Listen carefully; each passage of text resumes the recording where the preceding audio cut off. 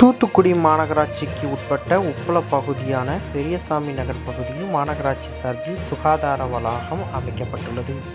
இந்த வளாகத்தை துவங்கி வைத்த கனிமொழி எம்பி இந்த பகுதியில் சிசிடிவி அமைப்பதற்கான பணிகளையும் தொடங்கி வைத்தார்.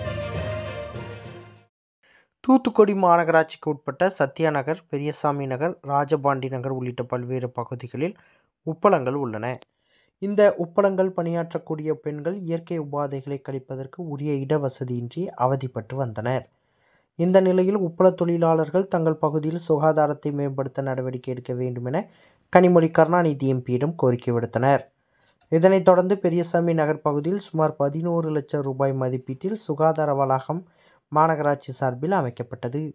இதன் துவக்க விழா நிகழ்ச்சிக்கு மேயர் ஜெகன் பெரியசாமி தலைமையில் பாராளுமன்ற திமுக குழு துணைத் தலைவரும் தூத்துக்குடி பாராளுமன்ற உறுப்பினருமான கனிமொழி எம்பி, சமூக நலன் மற்றும் மகளிர் உரிமைத்துறை அமைச்சர் கீதா ஜீவன் ஆகியோர் கலந்து கொண்டு சுகாதார வளாகத்தை தொடங்கி வைத்தனர். மேலும் திருச்செந்தூர் சாலையில் உள்ள உப்பாத்து ஓடை முதல் முள்ளக்காடு வரை உள்ள சாலைகளில் புதிதாக IOCL நிறுவனம் சார்பில் 56 சிசிடிவி கேமராக்கள் அமைக்கப்பட உள்ளது. இந்த பணிகளையும் கனிமொழி எம்பி தொடங்கி வைத்தார்.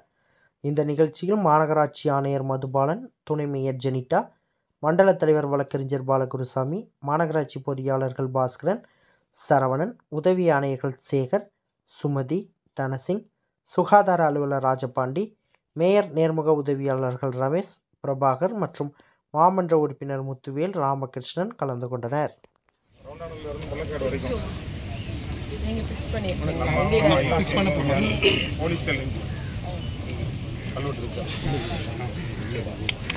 ஏதோ ஒரு பக்கம்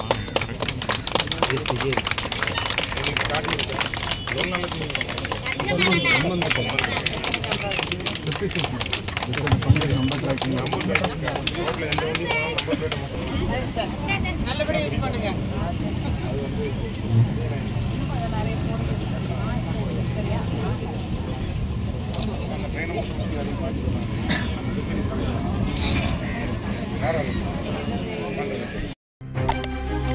செய்திகளை உடனுக்குடன் தெரிந்து கொள்ள உங்கள் கரம் டிவியை சப்ஸ்கிரைப் செய்யுங்கள்.